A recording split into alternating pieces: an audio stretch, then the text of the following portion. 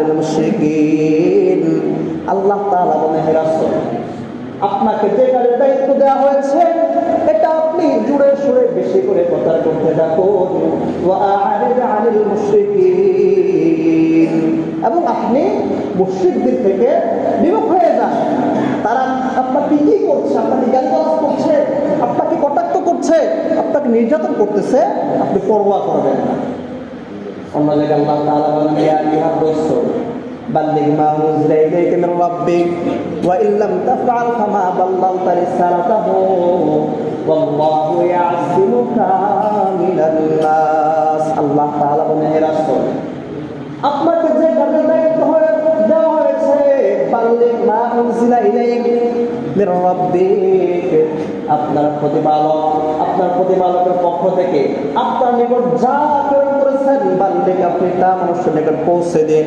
ওয়া ইন লাম তাফআল ফামা বাল্লাগতা রিসালাতাহু, যদি আপনি এমনটা না করেন, কাফের মুশরিকদের জুলুম নির্যাতনের কারণে যদি আপনি বিরত থাকেন দ্বীনের দাওয়াত দেওয়া থেকে, ফামা বাল্লাগতা রিসালাতাহু, তাহলে আপনাকে যে রিসালাতের দায়িত্ব দিয়ে আল্লাহ রাব্বুল আলামিন পাঠিয়েছেন ওই দায়িত্বটা আপনি পালন করতে পারেন নাই। তবে আল্লাহ তাআলা আপনাদের রাসূলকে আশ্বস্ত দিচ্ছেন, নির্ভয় দিচ্ছেন, ওয়াল্লাহু ইয়াসিমুকা মিনান নাস, আপনি দ্বীনের কাজ করতে থাকুন।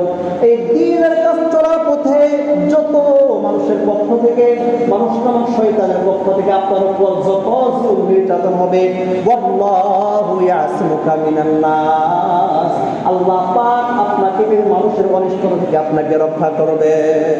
আল্লাহ পাক রাসূলকে নির্দেশ দিচ্ছেন, ফাসদা বিমা তুকবার ওয়া আ'রিদ আনিল মুশরিকিন, আপনাকে যে কাজের দায়িত্ব দেওয়া হচ্ছে আপনি জোরে সোরে এই প্রচার করতে থাকুন। আল্লাহ পাক অপর জায়গায় বললেন, বাল্লিগ মা উনজিলা ইলাইকা মির রাব্বিক, আপনার প্রভুর পক্ষ থেকে যা আপনাকে দেওয়া হয়েছে আপনি তা পৌঁছান মানুষের কাছে।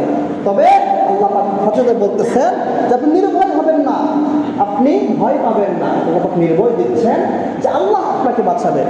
তা আল্লাহ রাসূল আল্লাহ পাকের নির্দেশ মোতাবেক যত জুলুম নির্যাতন আসতেছে তার দাওয়াতের কাজও আরো বেশি করে মানুষের কাছে পৌঁছাইতেছে।